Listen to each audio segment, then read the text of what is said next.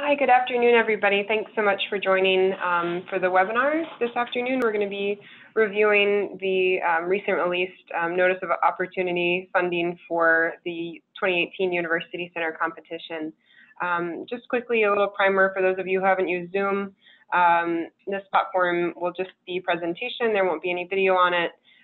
There is a chat feature if you'd like to enter in questions as the presentation goes along. At the end, I'll be able to unmute folks who have particular questions they want to ask via audio. But for the most part, we'll be reviewing chat questions. If those questions, we'll give priority to those which are more general in nature about the program.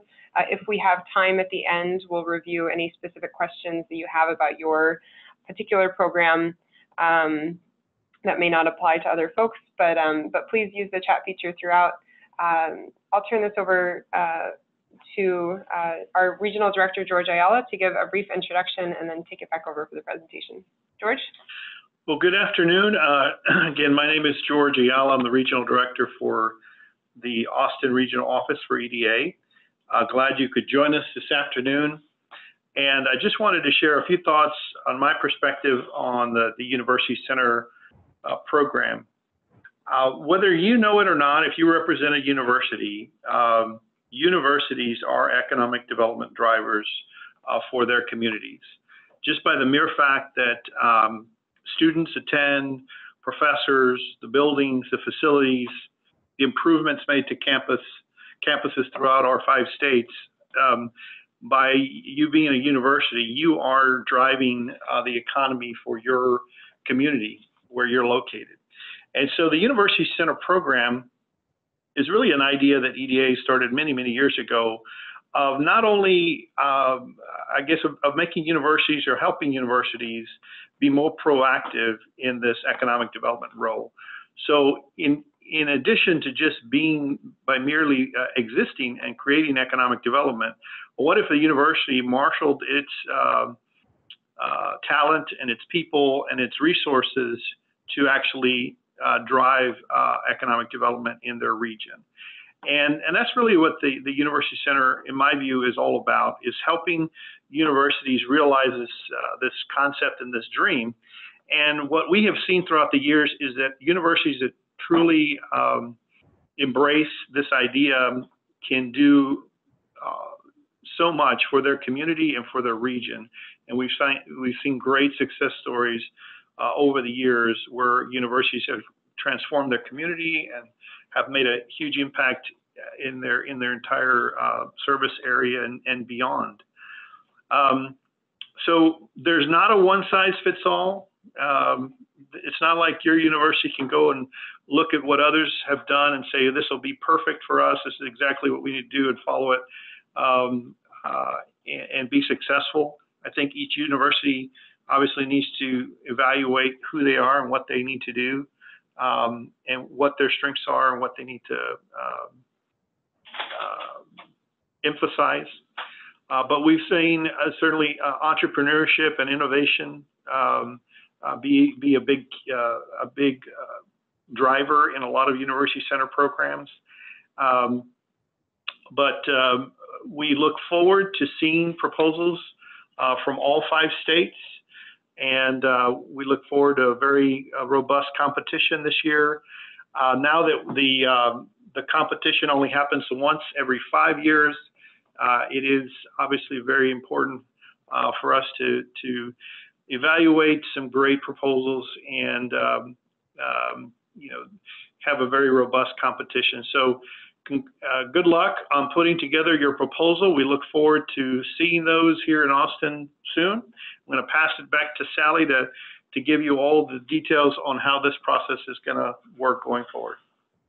Yeah, thank you very much, George. I neglected to introduce myself earlier. My name is Sally Whaley. I manage the University Center program here in the Austin region. Have been working with our current participants over the past couple of years, and I'm excited to see some new folks come in, join the program, and continue to increase the intercorollary aspect of this really special program that we work on. So we're going to run through quite a few things for anybody who's opened up the NOFO already. It's a big document. There's a lot of information in it, and we're going to try and unpack some of that for you here today. So for those of you who are new to the University Center program, EDA established this program to enable institutions of higher education to establish and operate programs focused on leveraging university assets to foster regional economic development. Again, for those of you who have read the funding announcement, there's a lot of detail about what activities this entails and what this means for impact in the region. There's a few different focus areas that stand out, which are highlighted here, which is, again, that regional economic ecosystem, especially looking at stem cells, innovation and high growth entrepreneurship, collaboration with additional EDA partnerships in the region, and then looking at the results, which are job creation, high-skilled regional talent pools, and business expansion and innovation clusters. This year and for the following 5 years, the Austin Regional Office will receive a little over $1 million to appropriate to the university centers that we select for this 5-year cycle. In Austin, what we're planning to do and what we've done over the past cycle is we will choose approximately 10 university centers to fund. It depends again on what applications we have come in, but we're looking to target 10. So give or take 1 or 2 university centers on either side of that, the award amounts will be between $100,000 and $125,000 per year. The Austin Regional Office, for those of you who are unfamiliar, covers the 5 states of Arkansas, Louisiana, New Mexico, Oklahoma, and Texas. Eligible applicants, it's called a university center, but it's really any accredited institution of higher education is eligible to apply. That includes community colleges, junior colleges, consortiums of accredited institutions of higher education, and university-affiliated research institutions. So further information can be seen in our Notice of Funding Opportunity. And then, as we've mentioned, it's a 5-year period of performance. So when you're submitting your application, what you're looking at is how you're going to run and implement this program over a period of 5 years. That 5 years being said, each year is the amounts of appropriations are given year by year. So when applicants come in, we'll be able to allocate the first year of funding right away. All of that money is drawn down incrementally throughout the year, but there will be a process to go through at the end of each year, which evaluates each recipient's performance and progress in achieving milestones, which also indicates that if your university center is not performing to the standards outlined initially at the onset of the program, EDA will not continue funding. So it's a 5-year program that you're applying for, but it is contingent upon performance throughout that period. Application matching requirements. So EDA funds each of these programs at a 50% of total project cost. So again, if that's $100,000 that EDA is putting in, that would mean that your total program cost would be $200,000.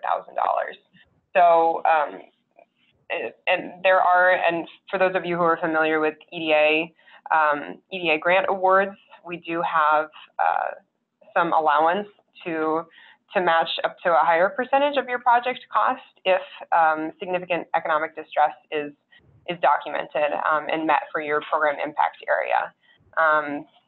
Those requirements are all outlined in the NOFO as well, and you can work with your local economic development representative through EDA to try and ascertain which match criteria you might be eligible for, but for the most part, it's a 50% match is what EDA provides for these awards. This match can be in kind. Those are allowable as detailed in the NOFO. And then a 5-year plan for the local match must be included with the application. So, so you need to be sure that you're projecting all the way out for your 5-year match, understanding where that's coming from, and we need to have a detailed plan included in the application that helps us understand where your match will be coming from. The first year of that match must be, at the time of the application, fully committed, available, and unencumbered. So again, you need to understand where all of your match is coming from and provide that information to us upfront for all 5 years. But that first year must also have a letter which states that that match is fully committed, available, and unencumbered. Application requirements. So there's a few things, and I'll try and unpack all of this for those of you who haven't done an EDA grant in the past. So all of our grants must be submitted through grants.gov, which is the kind of warehouse for all federal grants. If you don't have a grants.gov account, I recommend going right after this meeting and setting one up. Due to the nature of the grants.gov website, sometimes that is not as immediate as one might hope, especially if there's any sort of issue with your registration information. So I would recommend, if you don't have a grants.gov account, to go set one up right away. The other thing I would recommend to do at the beginning of this process and not wait until the end is to ensure that your SAM is up to date. I'll go into that a little bit more in a second, but grants.gov works dependent on the SAM registration. So just ensuring that you have both of those things set up the way you need to at the beginning of this process will hopefully save you from any last minute updates needing to go on when you're submitting your application. So the application is due on, I'm just pointing this out so people know, it's due on a Sunday at July 15th, about a month from now. It's due at midnight Eastern time, which for us is a little bit later. And then the required application forms are outlined here. Again, once you set up your grants.gov account and go into the specific funding opportunity, all these will be listed and available for download. But I'll go through some of the highlights of what we want to see in an application. So one thing that's a little different than most of our applications is we want a separate project narrative. The requirement on these is that they be no more than 10 pages of double-spaced text, including attachments. That being said, I and everybody who's going to be reading these applications would love for these to be as concise as possible. There's a number of things that need to be covered in these, including what your program focus is going to be. Your service region needs to be well outlined, your scope of work, supporting information, any sort of data or statistics that you want to include, project matches, EDA priorities. We'll go through those a little bit more a few slides from now. Your project timeline, really looking at what your 5 years is going to be, any benchmarks that you have for bringing out your project to fruition, and then project sustainability. So again, that's 10 pages, but as concise as you can make that would be appreciated by EDA and our reviewing committee. Budget, we've gone over a couple budget issues or items, but just making sure that everybody understands there's kind of two different parts to the budget that we want to see. There's a budget information form, which is this form here. It's SF424A. So this is kind of like your line item budget, and we need a couple different things on this. We need an SF424 for an entire 5-year award period, so everything outlined together, and then we need 5 separate itemized budgets. And that's for each of the 5 years. So we need one budget for the total award period, and then one for each of the separate award years. And then the second big thing on budget here is including a budget narrative. So there isn't a form for this, but what we want here is just for you to outline exactly what each of your line item budgets, each of your budget line items is going to go for. And that should be comprehensive and help us understand, you know, if you have a percentage of your budget going towards equipment, we want to know what that equipment is, how it fits into your project, what it does, and how you're going to use it. Program income. back slide. Program income. So if your project includes running an incubator and you're receiving, if you're receiving program income from that, all program income must be added to funds committed to the project. So essentially anything that you're making using EDA UC dollars needs to go back into the project. And if you anticipate this happening on the front end, which is fantastic because that's going to add to your program sustainability, that just needs to be very clearly outlined, and you need to outline how you're planning to use those funds for eligible program activities. Staffing plan. So we want to see the key points of contact and the key programmatic leads on your University Center program. Please include the resumes of key project staff. And I know that it's academia and people have 10-page long CVs that they like to include, but please keep those at less than 2 pages. That's outlined as well as a requirement in the funding announcement. I mentioned before your system for award management, your SAM registration. Please ensure that that's updated. That will be really important when you go to submit your grant application. And then intergovernmental review. So currently the only state in the RO region that requires a single point of contact is Arkansas. The rest of the folks on the phone probably don't even know what I'm talking about. Arkansas hopefully does, and we just need proof that that your proposal for this application has been submitted to your single point of contact at the state. Indirect costs. So you are allowed to submit indirect costs or facilities and administration fees.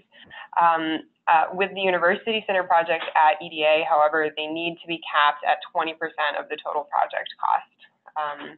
So that, again, that's outlined in the funding announcement if you need to take that back to your grants department, because they typically require higher indirect cost rates. But again, it needs to be capped at 20% for this particular funding announcement. So if you're going to use indirect costs, there is one of 3 things you need to do. You need to submit a copy of your current indirect cost rate agreement that's either been established with us or another federal agency. Or if you don't have one, you can submit a statement that says that you agree to go through a negotiated indirect cost rate process. Or if you haven't negotiated an indirect cost rate and don't want to negotiate an indirect cost rate, you can elect to charge a de minimis rate of 10% total direct cost. So essentially that's lowering your indirect cost rate down to 10% if you don't want to have a negotiated cost rate. So please just ensure that you're submitting one of those or understanding that you need to cap those at 10%.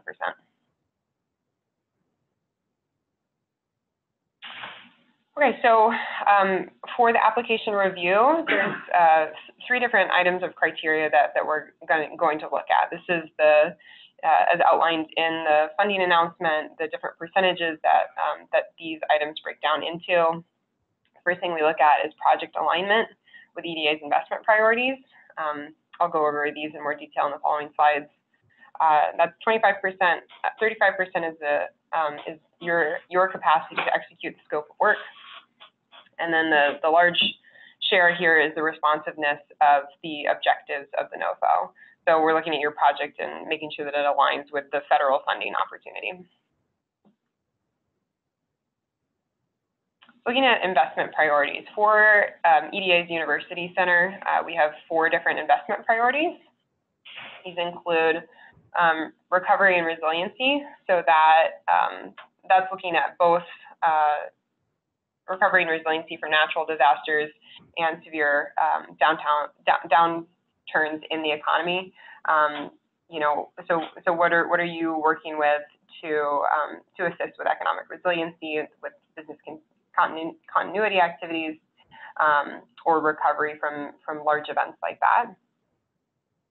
Critical infrastructure. So the University Center does not fund construction or building, but we're looking at infrastructure that are fundamental building blocks for business and industry. So that can be things like training programs, work development programs. So it's all soft infrastructure that we're looking at there. Workforce development and manufacturing. So this is a big priority.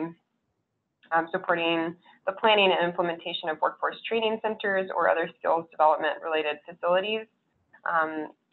So those can be advanced manufacturing, innovation, high value products.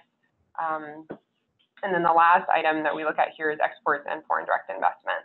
So projects or programs that support growth in U.S. exports and increase investment by foreign health companies. I have a link down here which highlights those on our website and gives a little more detail.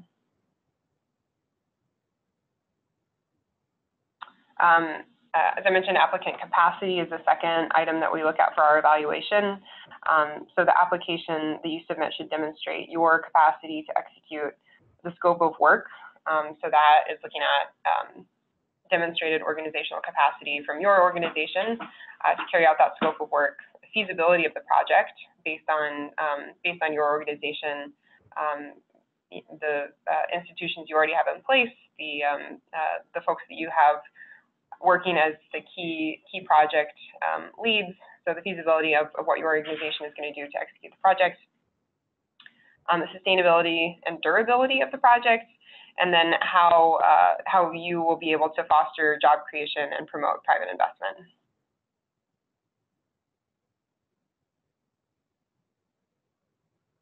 The final of these three things has a lot under it. So I'll go through these and try and unpack each of these items. So responsiveness to program objectives.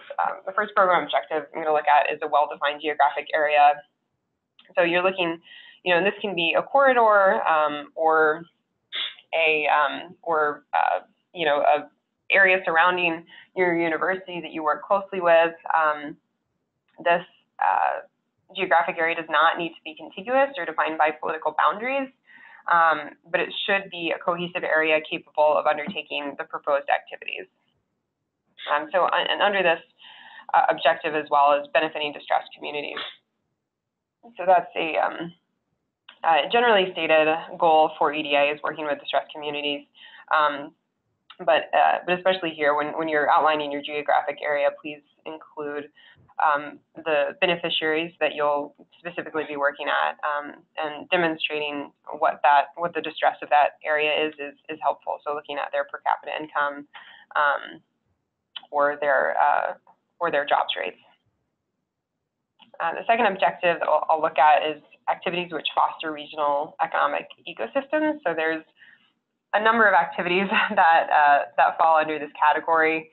So looking at STEM development skills, workforce training opportunities, applied research, technology commercialization, and then I have several things here that help foster regional economic ecosystems that we'll be looking at specifically. So what you're doing to advance entrepreneurship, what you're doing to enhance the commercialization of research in your area, if you're fostering a high-skilled workforce, contributing to the innovation of the environment and infrastructure, and whether you're helping to develop a regional talent pool of a number of different players. The third item on our program objectives is helping to drive regional economic development and strategies. And for this, what we want to see specifically is for y'all to highlight working with existing priorities. So if you're working with our local economic development districts, looking at the comprehensive economic development plan for the region, and looking at some things that are already existing, and either helping to play into those, or whether you're going to enhance them in a different way, but really trying to drive regional economic development and strategies that are there that you can work with. The fourth objective we'll go over is leveraging existing university and institutional assets. And again, university there being used to take the place of community college or technical colleges, whichever kind of institution you're working with. But looking at what you already have, this is really the primary reason that we promote the University Center programs, because you guys already have so many fantastic assets, and we want to understand how you are leveraging what already exists for the greater economic development purposes of your region. And then also demonstrating sustainability of the proposed program. So that's looking at sustainability of, the interest and the desire to run this program now, kind of before you've launched into the University Center program, what you're going to do during the 5-year period. So your capacity to be able to adapt if staff changes, to be able to continue running things if your regional priorities change. So looking at the sustainability throughout the project, and then of course after the performance period. So it's a long grant period. It's 5 years, and we want to know how you're going to be able to sustain this program after the EDA funding has ended at that 5-year mark. And then 6, and this one is really important. I've already mentioned it a couple times, but engaging with EDA stakeholders and partners. And so I have several EDA stakeholders and partners outlined here below, but I'm especially highlighting economic development organizations, our economic development districts around the 5-state area. Those usually sit with your local councils of government or as independent organizations, but we would really like to see in your application that you have gotten in touch with your economic development district staff and understand what their priorities are in the regions that you're going to be covering. For more information on that, I'll cover here in a little bit some of our local representatives that you can get in touch with to coordinate that. So the review and selection process, the NOFO, the funding opportunity was published in June. It's a 45-day application period, so it closed on July 15th. We'll receive the applications in late July.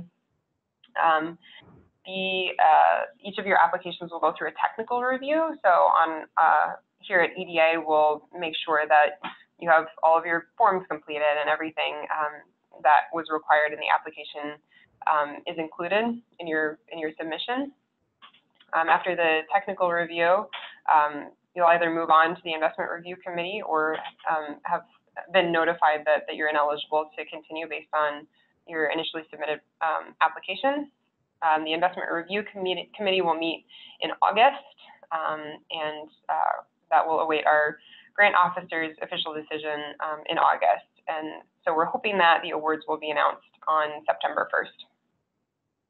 Again, just as a reminder, applications are due July 15th, and the link is here below. And just to look at how many applications we've received in the past, in 2013 University Center competition for the current 5-year program, we received 29 total applicants. You can see the proportion for each of the states that you may represent. We are looking for really robust competition and really looking at the quality of the applications we receive.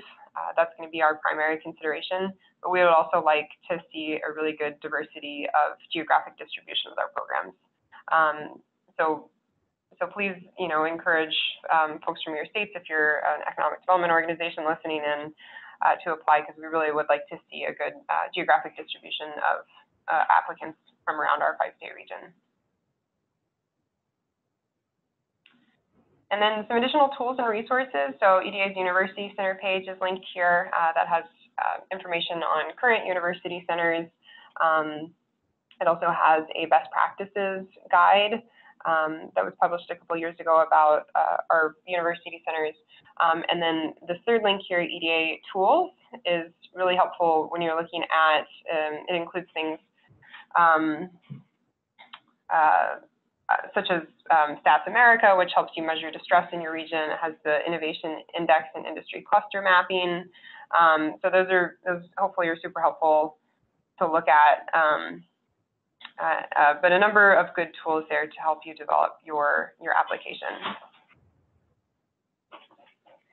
And then I mentioned before your economic development representatives. So we have 4 economic development representatives around our 5-state region. You can see here the different states or parts of states that they cover. So please, as you're developing your application, these folks are in-house experts on how to put together a successful application. So please utilize them. This presentation will be made available for folks to reference, but please be in touch with them. And if you need anything from me, I'm also available to answer questions about the program specifically, but especially for application development, I would certainly go to your EDRs listed here. So that is the information that I have. We're right at about 30 minutes. I would love to open this up for some questions. I'll check here in the chat to see what we have,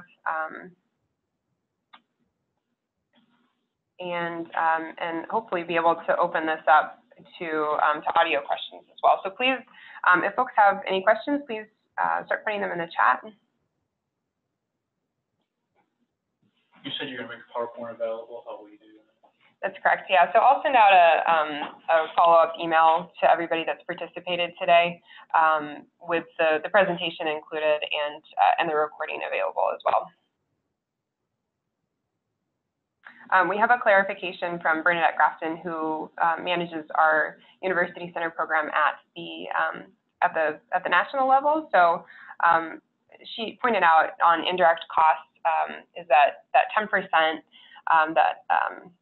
that if you don't have a negotiated agreement, that 10% is a modified total direct cost, which means that all direct salaries, wages, applicable fringe benefits, materials, supplies, services, travel, and subawards and subcontracts up to $25,000 for each subaward or subcontract.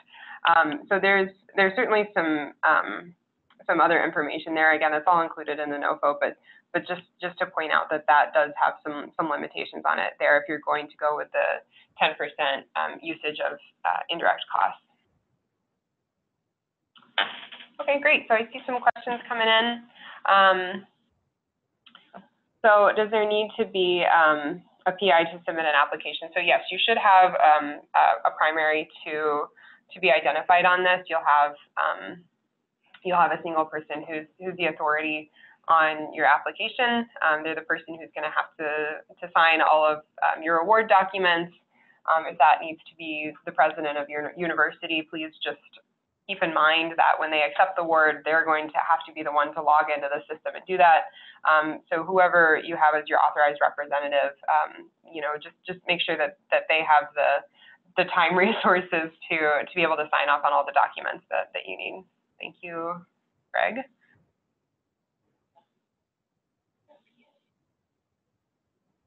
Jessica, I'm sorry, do you have something to add to that question? The principal investigators or you will be able to hire somebody new on after you have to identify somebody who's going to be in charge of the application, but if your intent is to start a new program, you don't have to have the person hired to start the program prior to. Great.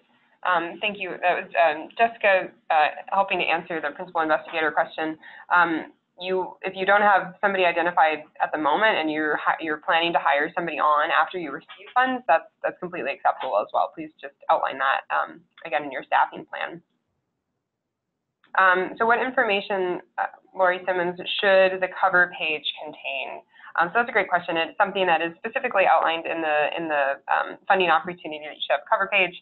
That should just, and again, because most of the grant forms will include all of the detailed information, but this would be a fantastic place to do a quick summary of what your program is going to look like, including what your total cost and what your total match should be. And that, again, is not specifically outlined, but please just use this as a summary for what your program is in the way that you would typically use a cover page or a cover letter for other applications. Thank you, Lori. Great question. From Katie Giles, are there abstracts for previous awardees available for review? Yes. So on our University Center webpage at the EDA website, which is linked on the second to last slide here, all of the current awardees are included there with information on what their work is. I think that the links on those actually just go directly to their web pages, so those may not be the abstracts that you want. I would refer to the best practices guide that was also included there. It's also on our University Center page. That includes some examples and best practices there. Particular abstracts, though, I don't know that we have those compiled in any one place. Okay. Judy's question about infrastructure. So Judy is asking a question about physical infrastructure. So for the University Center program, we don't do any physical infrastructure as you have listed here, roads, water, sewer. So it's not those sorts of building projects. The infrastructure that I'm referring to is more soft infrastructure. So that's looking at building out training programs. We have funded equipment for training programs like that. That's all subject to programmatic review. So please include any details there. But when I'm saying that the University Center program doesn't do any physical infrastructure, I'm mostly just talking about things you're going to put in the ground.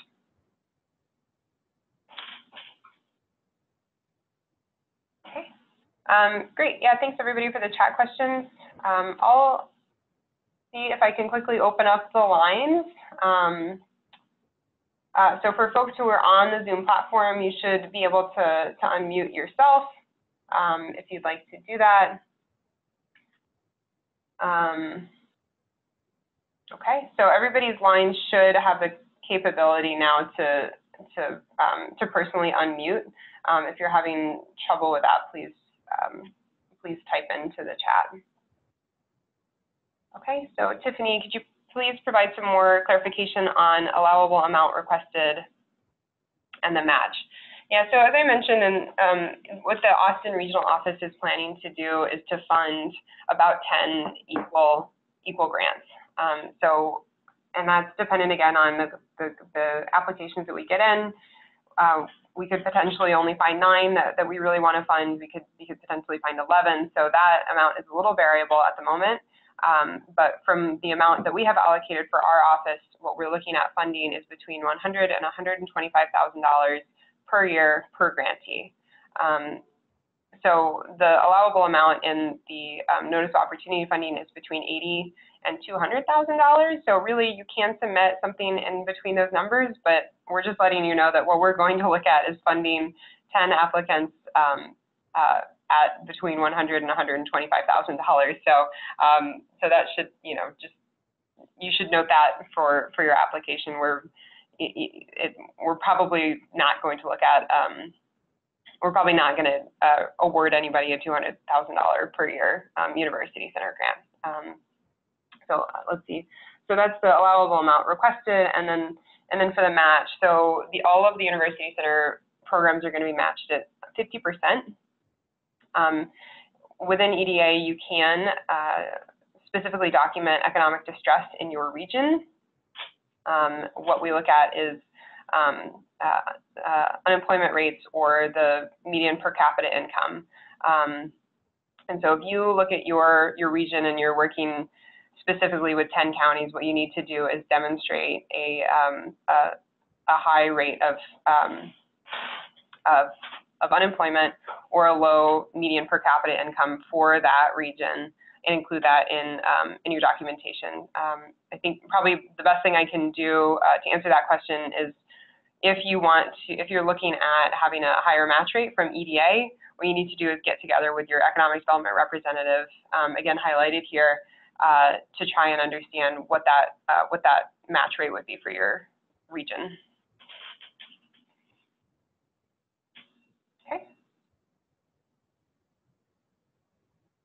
Yeah, fantastic questions so far. Something that I've had asked about previously is looking at post-award. So once you're accepted into the program, there's a few things that happen.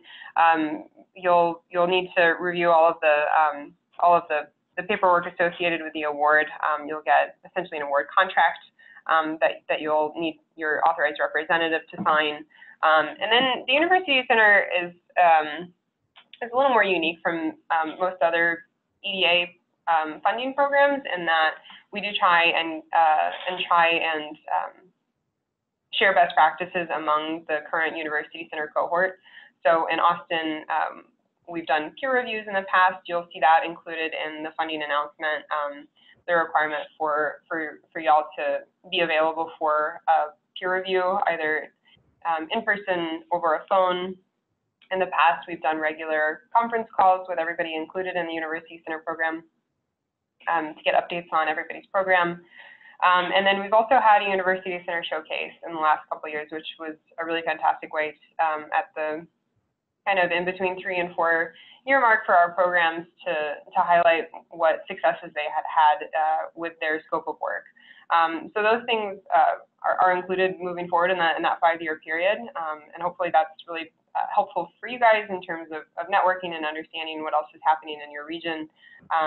But if you've seen that in the funding announcement, that's what we're referring to, and please, be prepared to include that either in your 5-year program timelines or in your budgets, but just be aware that things like that aren't specifically outlined in terms of what EDA has.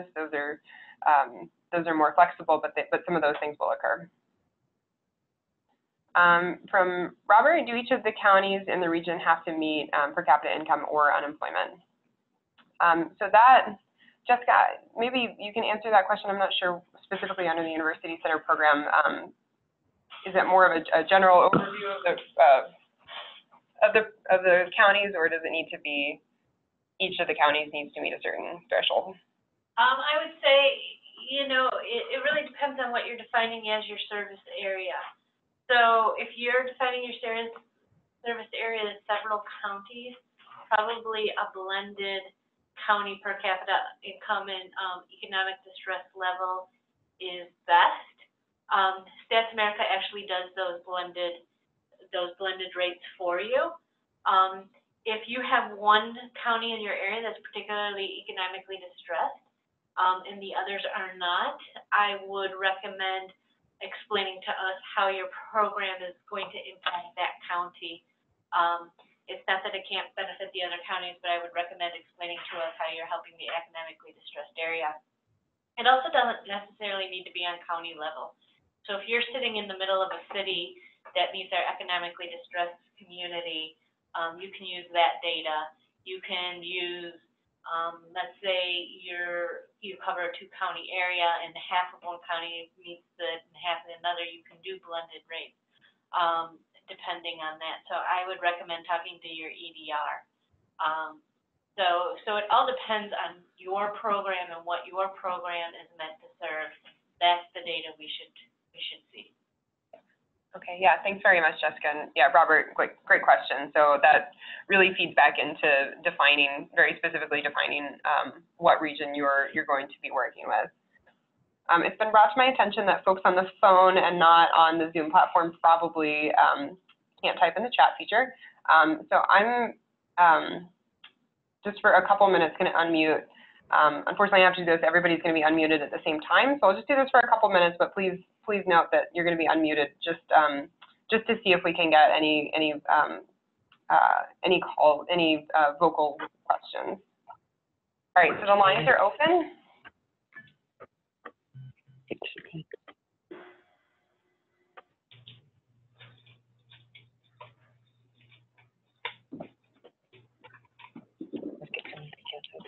Do we have any questions that folks want to ask over the phone?